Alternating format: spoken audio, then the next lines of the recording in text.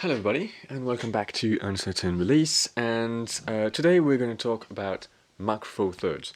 And I'm not meaning, in a way of a certain camera or certain lens. We're talking about the entire system as a bit of a, retrospective on my year and a half spent with Mach 4 thirds. And we're going to try to answer the most important question that people are probably asking about this system is it worth investing into? So, before we get into the meats and potatoes of Mach 4 thirds cameras and lenses, I wanted to, kind of give you a perspective on my experience, not with Mach 4 thirds, but what makes me say the things that I do and what kind of authority do I have speaking about this system. So if that's the first video of me that you're watching, just know that I have been shooting Mark 4 thirds for about a year and a half, and before that I have been shooting with a lot of other formats. I've used pretty much everything from compact camera sensors to full-frame cameras, and matter of fact, I'm filming this video on a Nikon Z6, which is a full-frame camera, which I'm still using. I am not a YouTuber that have only used Mach 4 third cameras and will only use Mach 4 third cameras, or has a bias towards Mach 4 thirds or anything like that. I'm still using Nikon as a full frame camera. I have two full frame Nikons. The other one is my D700. I'm still using Fujifilm cameras as well. I have my X-Pro 2 right here. I have my X-T1, my X100S. I'm still using all of those cameras and all of those different formats, and I'm not biased towards any particular format like, I'm not biased towards Mark 4 thirds, I'm not biased towards APS-C, not biased towards full frame. I'm trying to be as neutral as possible. Now, when it comes to Mark 4 thirds, I initially got into the system with the EM5 Mark II back in August 2024, so a bit over a year ago. The main reason why I got into Mark 4 thirds with that camera is because this camera was small enough and high-end enough that I could, experience most of the Mark 4 thirds perks without having to get another body. But I quickly wanted to evaluate Mark 4 thirds as a system to see if it was worth the recommendation to people, and so that means that I explored Mark 4 thirds from the absolute lowest budget possible to the highest end that I could, and also going through different, size formats when it comes to the cameras themselves. So when it comes to the cameras that I have used, I have everything from cameras that cost me $50, like the G3 or the GF7, which I both reviewed on this channel. The GF7 was the latest one that I reviewed. I bought the G3 for like 44 euros on MPB, and I got the GF7 for what was basically $50 paired with that 1232 kit lens.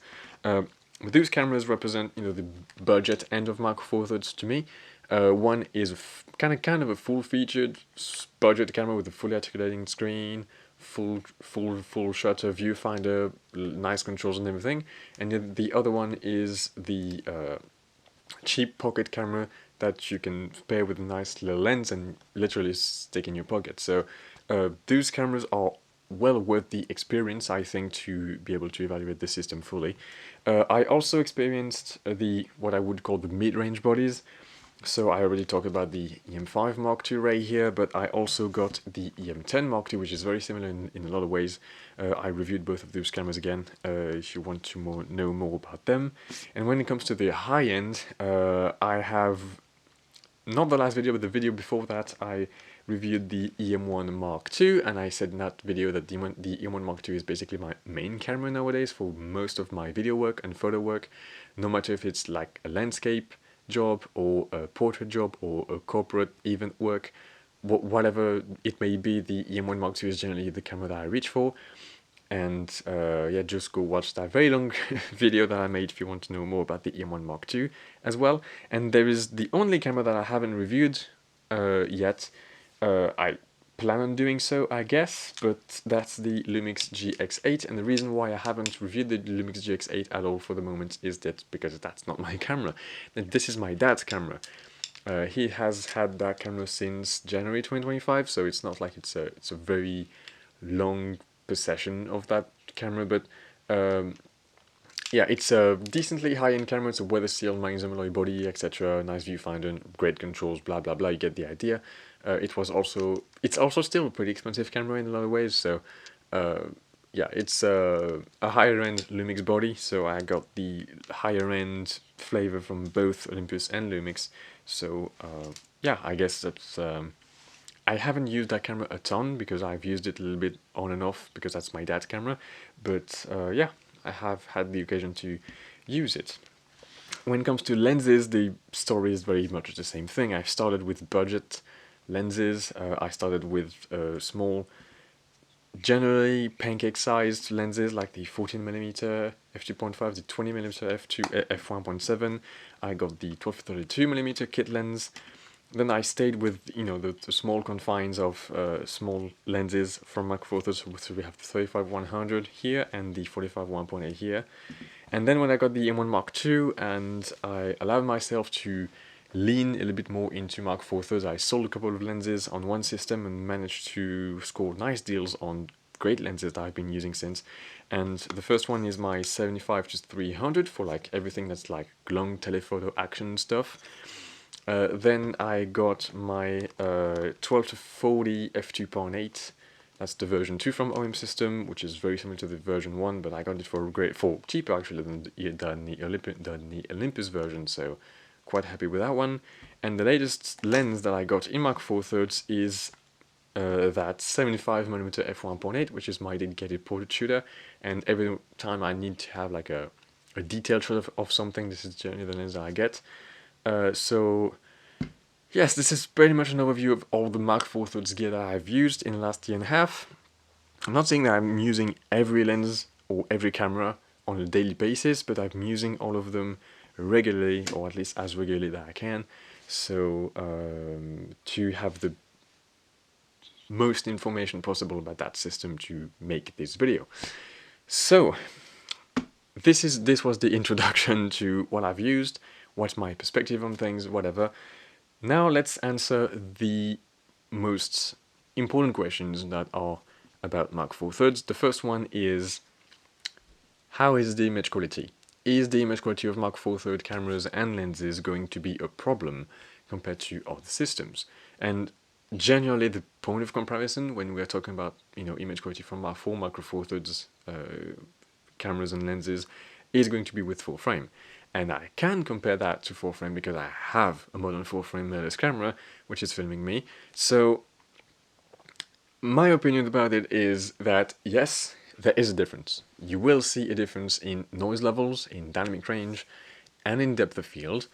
Not so much in resolution if you stick with 24 megapixel full frame bodies. If you go higher, like 45 megapixel full frame bodies, yes, you will see a difference in terms of resolution and detail and whatnot, but that's not really something that's not really an apples to apples comparison, because at this point the full frame mirrorless 45 or over megapixel bodies are going to be super expensive, much more expensive than your Mark Four Thirds, your average Mark Four Thirds high-end camera. So we're going to talk about that again in the value proposition of Mark Four Thirds, but when it comes to the detail and resolution and whatnot, if you are staying in the same kind of price range, there is not much of a difference between full frame and Mark Four Thirds in terms of detail capture, because the 20 megapixel Mark Four Thirds sensors are pretty sharp overall. I don't think there is much of a detail problem with those. The Mark Four Thirds lenses are also pretty sharp, even like the cheapest, the kit lenses and whatnot. Sometimes on full frame, especially on like I would say mainstream systems like Canon, Sony, and Nikon, sometimes the kit lens kind of suck. Nikon a bit less so than Sony and Canon, but like the Sony 2870, for example, is a notoriously kind of soft lens. It's not the best, and people generally want to upgrade. The 28-60 is a bit better, but like on Canon, I think it's the 24-105 f something to 7.1. It's not a great lens overall. It's okay for to start off, so it's alright, but it's not the best lens to have around when it comes to sharpness and whatnot. And these Mark IV little lenses here do not have that problem. Even like the 14-42 kit lenses from Olympus are great when it comes to sharpness. So this is not something I would worry about. Now, of course, there is the noise and dynamic range problem. I call that a problem, but really it's just a matter of standards. When I'm using my Z6, yes, the images are cleaner, and you have more, you know, free, you have more versatility when it comes to bringing down the highlights or bringing up the shadows, of course. That's down to the noise, but the main thing here when it comes to Micro Four Thirds sensors is as long as your Micro Four Thirds sensor is recent enough to me is like 10 years old or newer, like the 16 megapixel sensor in my M5 II, for example, which is from 2015, to me it's fine because it has good enough dynamic range and good enough noise performance.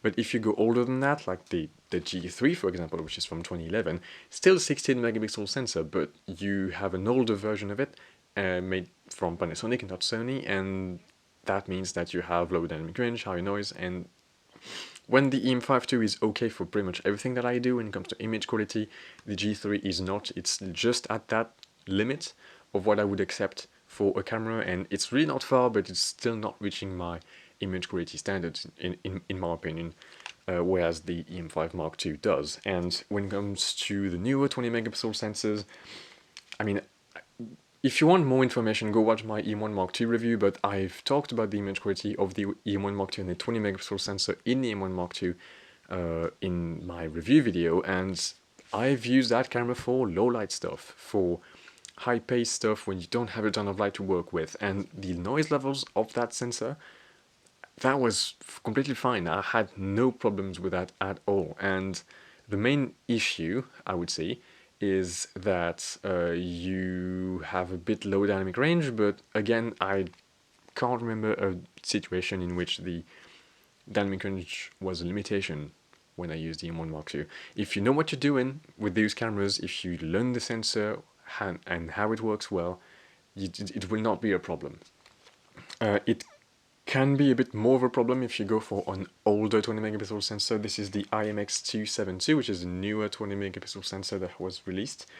So there are a few cameras, not many, and there's only, I think, the GX8, GX9, and PenF, which are using the IMX269 when it comes to 20 megapixel sensors, and it's a bit worse when it comes to dynamic range and noise levels closer to what you would get from the 16 megapixel cameras. So, I mean, they are still good enough, so it's unlikely that those would not be, but yeah, it's not performing the same way the M1 Mark II does, and yeah, that's about what I would want to say when it comes to image quality.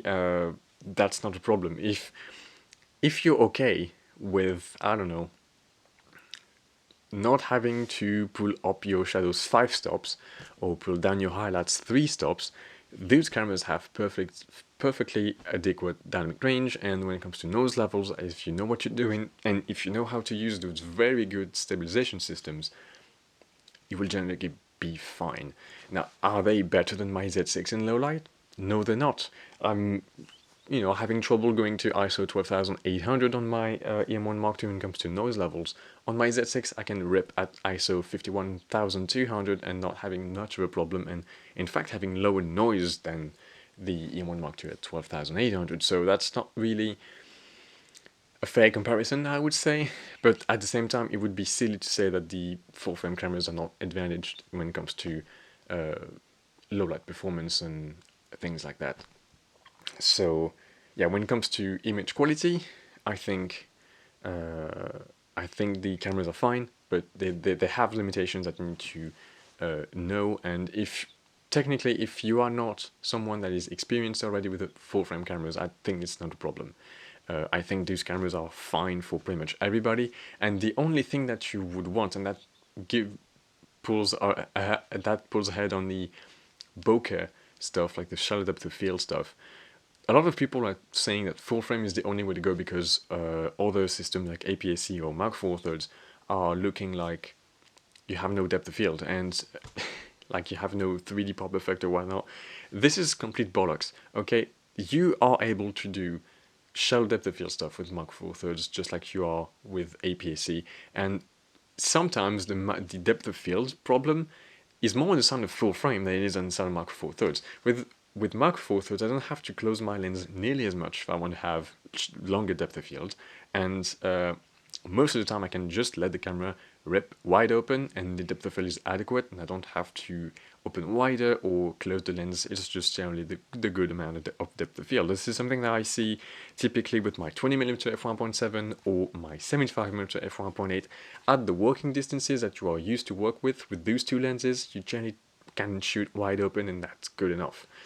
You know what I mean? Like with normal subjects. So that's something that needs to be said about these Mark IV thirds cameras compared to full frame. On full frame, I'm regularly, with my Z6, I'm regularly closing down my aperture because the shallow depth of field effect is too strong, and I need more depth of field to have my subject completely in focus and not have the nose to be in focus and the ear not to be, or the eye not to be. Sometimes in extreme cases, I'm using a telephoto lenses with large apertures. That's more of a problem on full frame than it is on Mark IV thirds.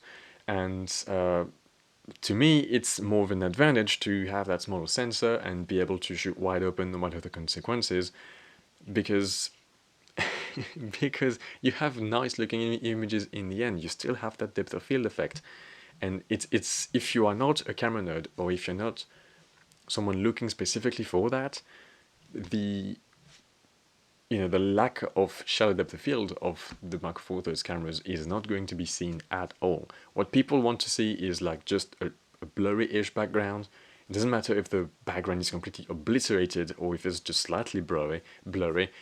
The human eye will focus on what is actually sharp in the image. It doesn't matter if the thing is a background has bokeh balls this big or this big. Nobody fucking cares about that. So that's the image quality aspect of things out of the way. Now let's move on to, is Mark IV thirds viable? The main thing with is Mark IV thirds viable means that we need to look at what Mark IV thirds cameras are today, and most importantly, what the brands making them, how well do they fare. So you have a few Mark IV thirds camera makers, and the minor ones like Yongnuo or whatnot, I'm not going to talk about them. I'm just going to talk about Lumix and Panasonic and OM System, formerly known as Olympus. So when it comes to Lumix, the answer is not really clear-cut if they're going to stay in the Mark IV thirds realm, because they haven't released a ton of stuff. Okay, they have a new sensor out, which is just 25 megapixel sensor that is an NG92 and a GH7. But besides those two very high-end cameras for Mark IV thirds, they haven't really proved that they wanted to compete a little bit better, or if they wanted to have more cameras released or more lenses released. There haven't been a ton of lens releases from them in the last year. There have been absolutely no camera releases in the last year from them either, and really the main problem I see with Lumix is that they have their full frame stuff that they have to care about.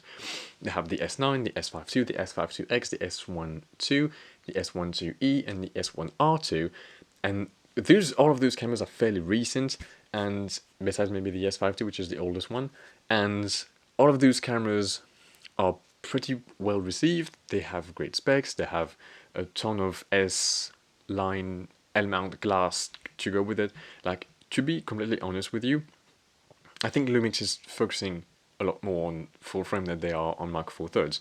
And that leaves only OM System to really care for that system, because that's the only place that they have cameras that do not have any other format that they would be releasing cameras to.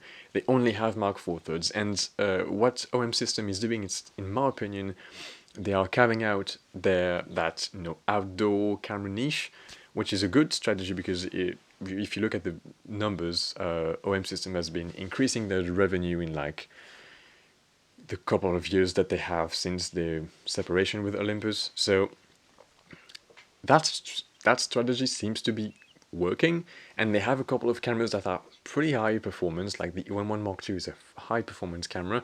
My only concern about OM System is that most of their technology comes from Olympus, and they haven't proven yet that they can make something new, if that makes sense. Like the technology in the OM1 Mark II. The OM1 Mark II is the exact same camera as the OM1, the Mark I version, which released in 2022.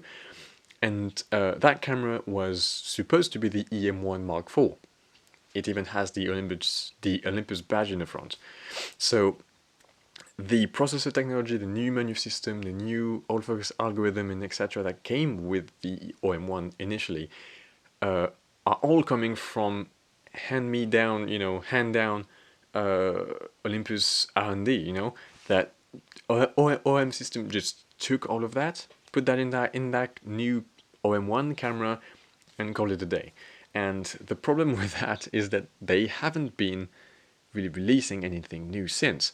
Not that they need to, but they haven't proven that they can do a new processor or a new sensor on their own, which is quite worrying. But I mean, if they can continue like that, if you can trickle down that stacked sensor and that new processor to lower-end cameras in the future, that would be nice. But speaking of their low-end cameras, the only low-end camera they have right now is the OM5 Mark II, which is just a refresh version, kind of downgraded version of the OM5, which itself is nothing more than an EM5 Mark III with an EM1 Mark III processor in it, which, I mean, that's all Olympus tech again. So, OM system, as they are right now, they are in a good position when it comes to revenue, they are in a good position when it comes to the market because they have that outdoor niche sorted out, but they don't have the tech to really improve much further, I don't think. I mean, time will tell. I hope they are. I hope they are able to push their envelope a little bit further when it comes to their cameras and lenses. They still release great lenses, though. That's one thing that we cannot say, that we cannot criticize, is the lenses they've been releasing they have all been awesome. And maybe a bit too high-end for a lot of people, but I mean, you cannot deny that they're optical engineers. They are absolutely goated engineers when it comes to optical designs and corrections and sharpness and whatnot. So on the lens side of things, OM system going strong. When it comes to the cameras, a bit less so.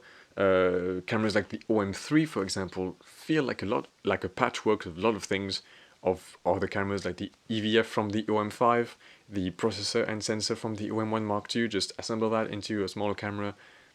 Yeah, that works. That creates a new segment in their line, but that's just reused parts in a way. So I'm not super confident in their ability to make a new camera, but I hope they will. But when it comes to where are they going and are they going to be here for a while, I think the answer is yes, obviously. So if you want to invest into Mark IV thirds in 2025 with new gear, first of all, you have very good options from OM System and Lumix. The G9 II is still an awesome camera, the GH7 as well, albeit a bit big for Mark IV third cameras. But you have an upgrade path if you choose to go for a used model or whatnot. Speaking of used models, this is pretty much all I've used personally, and when it comes to used cameras, I think that there are a ton of used cameras. If you go with a lower price point to start your Mark IV journey or enter with your first camera or whatever, I think you have a lot of potential when it comes to the Mark IV ecosystem. This is probably the most scalable system there is around right now. You can start very low and go very high, and you can use the same lenses from beginning to end, or you can use the lenses that you got at the end, you can still use them on your very cheap camera. Let's take an example for a second. Let's take the Lumix G3. Okay, this camera cost me 44 euros, but let's say I buy it with a very cheap kit lens like this 12 to 32. This is a decent combo for a first camera, right? It has decent lens with optical stabilization, has decent sensor behind it. It's not the best, but it's clearly far from the worst, and it actually works pretty well. Let's say you shoot with that camera and that lens for a couple of years, maybe you add a couple of budget primes to the mix, but then comes a time where you want to upgrade. Where do you upgrade to? Well, you have a few options. You want something better than your G3, that's for sure, but you don't really know where to go, and it turns out that you have enough money to get a higher end camera, so you go for, I don't know, a GX8 or an EM1 Mark II. Let's say that you go for an EM1 Mark II. You have that new camera, what do you do with it? Well, you can take that budget lens, kit lens that you had initially, put that on the M1 Mark II, and go shoot. You are not limiting the camera, you are not limiting the lens, and if for some reason you got some pretty high-end glass in the end of the day to go with your high-end camera, well, you can still use that lens and put it on your budget camera and it still works fine. It actually works more than fine, it works awesome. So I don't think there is much other systems in which these complete things, this complete process is possible. The only one that comes to mind to me is Fujifilm X, because to my knowledge that's the only other system right now on the market where you have a single lens mount and a single sensor format from the bottom to the top. When it comes to Sony, Canon and Nikon, they all start with APS-C and go up to full frame. Yes, they have the same lens mount, but if you go through the ridge that is between full frame and APS-C, you will either limit the lenses that you started with, or you will limit the bodies. So that's, you have some compromises to make. With Mark IV thirds you don't. That's, to me, the most scalable system. And why not Fujifilm? Well, the main thing with Fujifilm is the hype that is around Fujifilm at the moment. And the biggest problem with Fujifilm right now, I think, is the price. Even if you want to go with the lowest of the lowest end Fujifilm camera, Fujifilm X mount camera, that would be, I don't know, like an XA1 or XA10. Those cameras are great. There's nothing wrong with those cameras. But if those cameras were Lumix or Mark IV thirds, Olympus, whatever, those cameras would be, I don't know, $100. Right now they are over 200, which doesn't make them super affordable for what they are. Like for $200 in Mark IV thirds, you can get an EM10 Mark II, which has better autofocus, IBIS, an EVF, much better controls and comparable image quality. So, that puts things into perspective a little bit. But yeah, the Fujifilm cameras are not super affordable, and the lens is not super affordable either, unless you go third party with the Viltrox and whatnot, which is fine. But the main thing I want to say here is that with Fujifilm you do not have all that lower part of the market in which people are most likely to go buy into when they're starting with the first camera, whereas Mark IV thirds do. And when it comes to the upgrade path, Fujifilm has a couple of high-end cameras, like the XT1, 2, 3 are pretty high-end cameras. More likely starting with the XT2, the XT1 is another kind of camera in my opinion. But you don't have something like the EM1 Mark II in Fujifilm world. That does not exist. You have the XH1, but the XH1 can go up to double the price of the EM1 Mark II, and the EM1 Mark II is still better than the XH1 on a number of metrics. So even though the XH1 is a great camera, and I've had one, I know that, it's not a camera that I would recommend because right now the price is absolutely bonkers for that camera. It's like close to $700. When I bought mine, it was like $450, $500. That was an awesome deal, but the hype apparently caught up to that model, so there's not really something like this. And that's another point that I wanted to say about scalability and whatever. At a given price point, Mark IV third cameras are generally going to give you more for your money when it comes to performance, to features, to controls, build quality, or whatever, compared to other systems. Like if you compare to Nikon Z, Sony E, or Canon RF S or not, at a given price point, Mark IV third cameras are probably going to give you a better feature set and better performance compared to the other systems.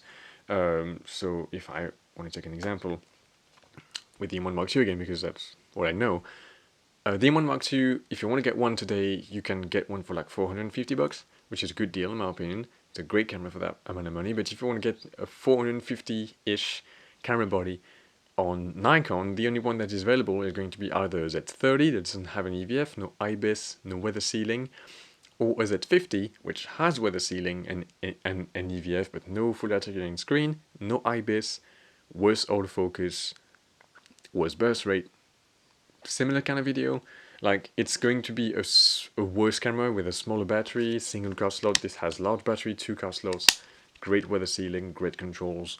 I mean, you get the idea that this is a high-end camera, the Z50 is an entry-level camera, and yet they are both the same price, they have both the same kind of image quality, and one has IBIS, the other one doesn't. Lots of things like that. You can do the same thing with Sony or with Canon, and you would have pretty much the same results at around that $400 price point, and that's just the way it is. There's not much to talk about. If what you prioritize is simply the image quality, though, I feel like Mark IV Thirds might be a good option, but not the best. Like, typically, for the same price as an EM1 Mark II, you can maybe try to get something like a Sony A7 II, which doesn't have the same burst rate capabilities, doesn't have the same autofocus, doesn't have the same video capabilities, and has much worse IBIS and battery life and everything like that. But when it comes to image quality, the A7 II is better than the EM1 Mark II, because of the better dynamic range at low ISO and whatnot. So it depends your priorities, I would say, but for your average Joe starting photography, I think Mark IV cameras are generally good enough. And the same goes for the lenses. You generally pay less for Mark IV lenses compared to full frame lenses or whatnot. I found myself getting pretty top tier glass when it comes to sharpness and image quality and etc. for a low amount of money. Like that 12 to 40 millimeter f2.8 lens that I got, which is sometimes considered to be one of the best standard zooms on the market, that lens cost me under $400. If I wanted to get something similar in, let's say I wanted to get a 16 to 50 millimeter f2.8 VR that just released for Nikon, that lens is $900. And that's APS-C. That's not even full frame. Same thing for Fujifilm. If I wanted to get that 16 to 55 f2.8 version 2, that lens was released at $1,300. And yes, I know we're comparing brand new with used prices, but I mean the prices kind of hold up in used territory. If I wanted to get the older Fujifilm 16 to 55, that lens is like $600-700 used. That's half that. So this lens is half the Fuji, but you get the idea. Same thing goes for like the small prime lenses. Like this 20mm f1.7, I got it for under $200. If you want to get a 27 2.8, which is going to be a similar angle of view and similar kind of form factor as this on Fujifilm, you are expected to pay about double that. So that's just an amount of things that just accumulate towards giving a Mark IV recommendation, but it's just down to what you want as a user. If you want image quality or the feels or whatever, there is something to be said about the immaterial stuff, like on Fujifilm cameras. Why do I use an X-Pro 2? Well, I want to have those manual dials, I want to have that OVF, and it doesn't matter if that camera is super expensive or if the lenses are super expensive, I want to have that camera. It's the only camera on the market that does what it does, so it doesn't matter if it's $1,500 or $300. That's the camera that I want. And yes, my EM1 Mark II is better on pretty much everything, except resolution. But do I use my EM1 Mark II in the same way I use my X Pro 2? No. So really, it's just down to the user. Yeah, when it comes to value and everything like that, I pretty much explained my view about it. One thing I will say though is that if we step out of the large bodies like this one a little bit and talk about those small bodies like this, there are not a lot of systems that have cameras as small as this that are interchangeable lens cameras. APS-C, you can find some of them when it comes to Sony old NEX cameras or like the A5000 series, but those cameras kind of suck and sometimes. And the lenses for them, if you want to have small lenses, there are not really a lot of them, and some of them are pretty expensive. Typically like the Sony pancakes, like the 16 2.8 and 20 2.8, they're not very great optically, and they cost like $200 each, which is, I mean, it's not super expensive, but it's not super cheap either. On the Mark IV side of things, not only are you getting these cameras pretty cheap, but they are actually pretty good when it comes to autofocus and features and whatnot. And when it comes to the lenses themselves, those lenses can be had for a decent amount of money. This is under 200 bucks. This you can get for 140-ish. If you are okay with slightly larger lenses, you can get like a 25 1.7 for 80 bucks. Stuff like that. So this is another aspect of Mark IV Third which is worth noting, is that you can have this in your bag and this in your bag, and both of these cameras will use the exact same lenses, and that's just something to keep in mind. You can have your large camera with your large lens to do your pro stuff, and then your behind the scenes with a small pancake and have your little GF7 like that. That works. There's nothing wrong with that. They use the same lenses. Why not do it? And you cannot do that with many other systems. I don't feel like you can do that with Sony, unless you shoot with like an A6700. But I mean, that's pushing it a little bit. But yeah, that's just something to keep in mind. You can do it on Fuji though, but with more expensive cameras and lenses. Okay, so how about we go for a conclusion there? When it comes to Mark IV Thirds, I feel like this is a system that's worth getting into, especially if you are hunting for used deals. If you want to get into the brand new stuff and you want to have a clear upgrade path and you want to be sure that those brands are going to be here in a couple of years or whatever, yeah, it might be a little bit tough to justify going into that way, but seeing how the OM system brand goes and how Lumix is shifting their attention more towards full frame cameras or whatever, I can understand how this is a bit worrying. But at the same time, I think the cameras are great, the lenses are awesome, the prices are exceptional, and in these trying times where everything seems to be getting more expensive, even the cameras, like if you look at the Fujifilm price charts, those cameras have been getting more expensive and more expensive and more expensive every year. It's quite annoying, especially if you live in the US, when you have all the tariff hits and whatever. You know what I'm talking about. So yeah, the main thing I want to say here is that this is a pretty affordable system, which allows you, for a reasonable amount of money, to get to top tier high-end gear, which will serve you well, will be able to do pretty much everything, and as long as you know what you're dealing with, as long as you know how to deal with the compromises that a smaller sensor has, will perform exceptionally well. Personally, as just a user, one user, okay, it's not general, don't take my word for general advice or whatever, but as one user, I've been using Mark IV Third cameras for pretty much everything for the past 3 to 4 months, and I haven't once thought about, oh man, I wish I had a full frame camera in this moment. Not once. And matter of time, I shot a couple of times with my Z6, and a few times I was like, oh man, I wish I had my Mark IV in my hands right now, because I wouldn't have to close down that lens as much, or I would have my telephoto lens, which I would have still been able to put in my bag, and I would have more reach. That's something that happens, and that's one of the reasons why I kind of retired the Z6 for high-speed shooting or whatever, because my 100-400 was like this big, and this is my little 70-300. It's like literally half the size, and I have 50% more reach with it. So yeah, that's just my user experience, that my needs. If your needs are the same, then I would recommend Mark IV wholeheartedly. But if you are just someone looking for a nice camera with the best image quality possible at a good price, I think full frame still makes sense, especially cameras like the Z6. They are a very affordable price, and you have good lenses for them, and you have pretty much unmatched image quality at this kind of price point. So yeah, you need to put your needs down and see what's your focus. And personally, I know that portability, lightness of the kit, usability on the field is going to be the most important part for me. And yeah, if I have to make some compromises when it comes to the image quality, I will do them wholeheartedly.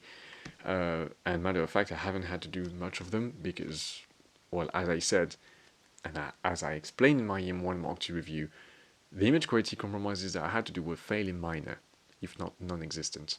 So yeah, that will be about all when it comes to the Mark IV Third system. Is it a good system to get into? Yes, but it depends on your needs, and it depends on what kind of photographer you are, and it depends what you value as a person. So Thanks so much for watching. I'll see you in the next one, which I have no idea what that video will be. The last video I made, I knew this was the following video, so I could make the announcement, but right now I don't have any idea what the next video is going to be. I'm going to try to work on that, and I'll see you in the next one. See ya.